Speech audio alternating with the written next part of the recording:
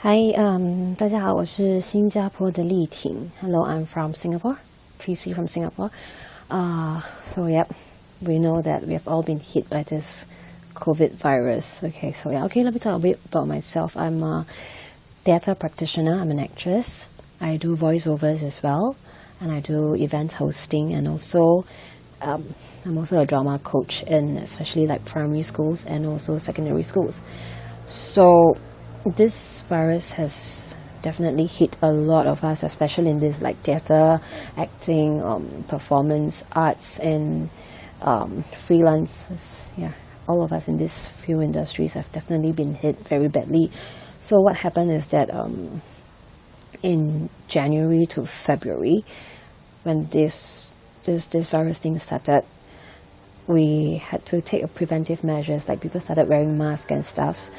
That's still okay, but some of the shows have been postponed. At first it was like we're not sure if some of the shows will be postponed, but the shows that was like in February and March, they were postponed. And then only recently we heard that shows in May have also been cancelled and probably postponed for next year. Yep, this is what has been happening. And then like CCA, co-curriculum activities, has been told to stop for the time being to the end of April. Yeah, end of April, or until further notice. We're not sure. And then came the news about pubs and all these like live bands, like places where a lot of us have to do live singing and stuff. These places have been closed as well. So a lot of my friends who are doing live singing, they have to cancel these events. This is like one of the so at first it's like shows cancelled, you get one source of revenue like blocked. So we are just hoping that we can still do school shows and stuff. No, but it's because you're exposed to students and a lot of people, so that has been cancelled as well.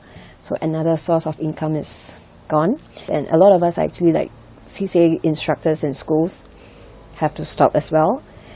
And then just recently, schools have to do home learning on Wednesday.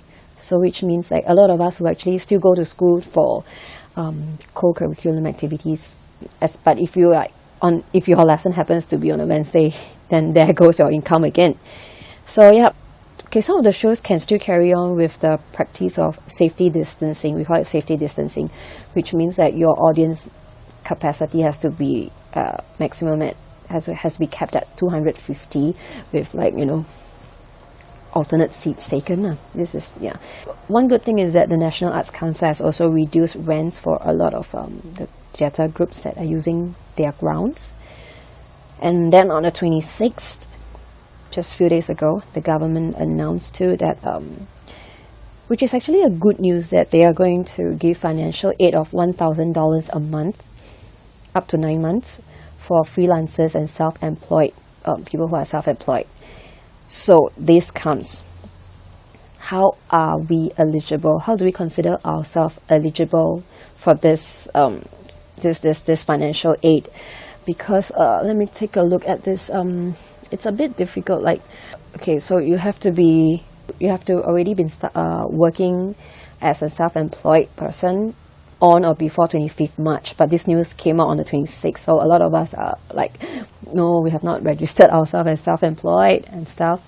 You do not earn income as an employee, which is also a bit difficult because some of us actually we have part-time jobs outside, but like due to this situation now, a lot of part-timers have they are not called back to work.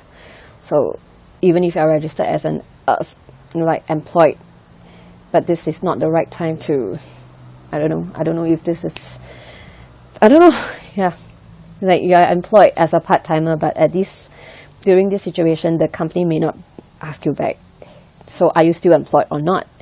And then earn a net trade income of not more than 100,000 a year, I think. This is, I don't know how we're going to calculate this one. Freelancers, our income is really thorough. Sometimes you get money, sometimes you don't. Okay, you live in a property with an annual value of not more than 13,000. So it's like you could live in a big house, but that doesn't mean you have that money You know, like that doesn't mean you don't have to take care of your retired parents. A lot of us, yeah. And then do not own 2 or more properties. Okay, this is not that difficult. Most of us don't even own one. Okay, or like if you're a married Singaporean, the individual and spouse together do not own 2 or more properties, and the accessible income of his or her spouse does not exceed 70,000.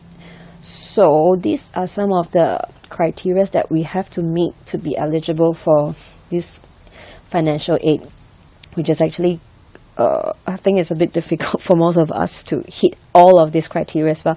So I think a lot of us are actually like waiting for updated details to like to see if we need to appeal or if they actually like change some of these criteria to meet, you know, yeah. But also there's this skill upgrading fund that's been given to us, which we can make use of to learn courses online like haircut, flower arrangements, barista skills.